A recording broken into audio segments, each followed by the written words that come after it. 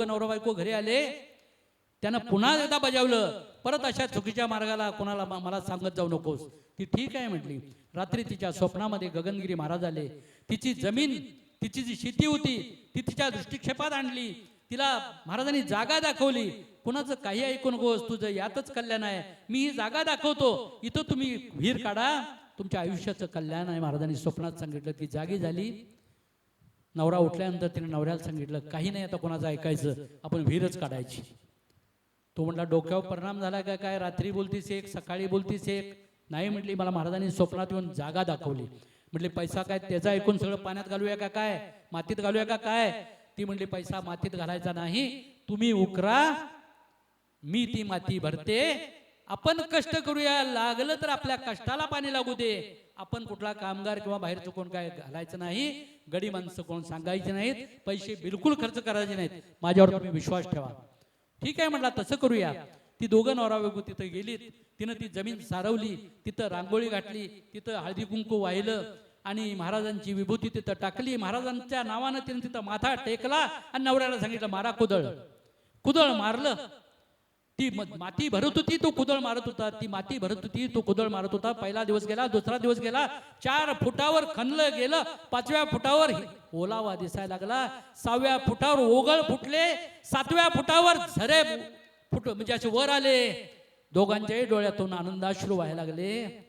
त्या पंचकृषीमध्ये कुठंही पाणी नाही, पण तिथं पाणी लागलं. त्याने विहीर बांधली. त्या रस्त्यानं जाणारा ट्रकवाला, टेम्पोवाला, गाडीवाला त्यांच्या तिथं जात होता.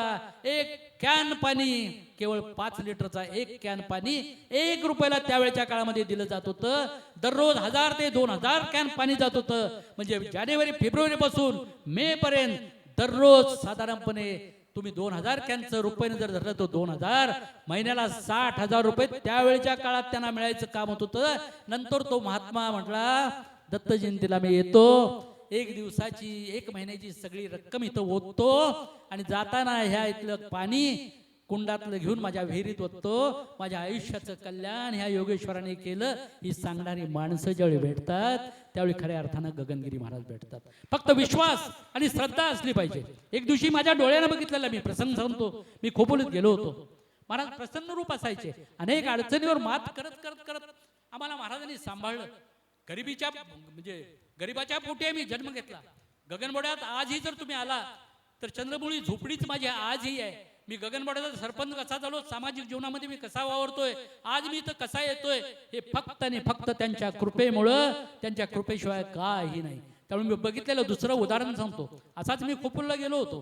खोपूलला मुंबईला गेल्यानंतर महाराजांकडे जाणं नित्यनेमाचं होतं. कधी महाराज भेटायचे, कधी महाराज भेटायचे नाहीत. आणि महाराजांच्याकडे आम्ही गेलो असताना एक फॅमिली आली. नवरा बायको, मुलगा, सून, मुलगी, जावई, अगदी आनंदात ते कुटुंब दिसत होतं. मी त्यांना नमस्कार केला. ते महाराष्ट्र राज्याचे एका विभागाचे सचिव होते आणि सेवानिवृत्त झाले होते. त्यांच्याशी मी संवाद साधला. ते म्हटले, आता महाराज कधी मला भेटतात बघतो नाही, मला जायचं आहे. तोवर महाराज बाहेर आले. महाराज बाहेर आल्यानंतर त्याने आणलेली शाल महाराजांना घातली, हार महाराजांना घातला, पेड्याचा फोडा तिथं ठेवला. महाराज म्हटले, कसं चाललंय तुझं? असं त्याच्या डोक्यावर हात ठेवून महाराजांनी विचारलं. त्यावेळी ते म्हटले, महाराज मी आता रिटायर झालो, तुमच्या आशीर्वादानं माझी छान नोकरी झाली. महाराज त्यांना म्हटले, ठीक आहे, रिटायर झालास, आता तुला प्रमोशन देऊया. आता तिथं मी शहाणा होतो. रिटायर नंतर प्रमोशन नाही हे मला माहित होतं. महाराजांना इंग्रजी कळत नाही असं मला वाटलं.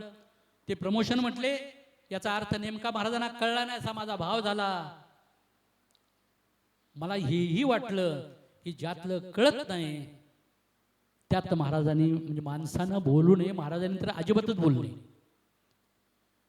केवढा मोठा गैरसमज माझा महाराजांच्या बद्दल झाला की तुम्हाला इंग्रजी कळत नाही, तुम्ही बोलू नका ना. रिटायर माणसाला, झालेल्या माणसाला कधी प्रमोशन मिळतंय? आणि मग त्या माणूस बाजूला आल्यावर त्या अधिकाऱ्याने मी म्हटलो, नमस्कार साहेब, तुम्ही काय म्हटला ते बहुतेक महाराजांनी ऐकलं नाही वाटतं. त्या ग्रस्तांनी मला सांगितलं, नंदू, पराकोटीला पोचलेल्या या योगेश्वरांच्या बोलण्याचा अर्थ आपण शब्दशः कधी लावायचा नाही, तो कळण्याच्या पलीकडचा असतो. हे मला त्यांनी समजून सांगितलं. पण मला वाटलं महाराज तर खुळे आहेतच, शिक्षण नाही.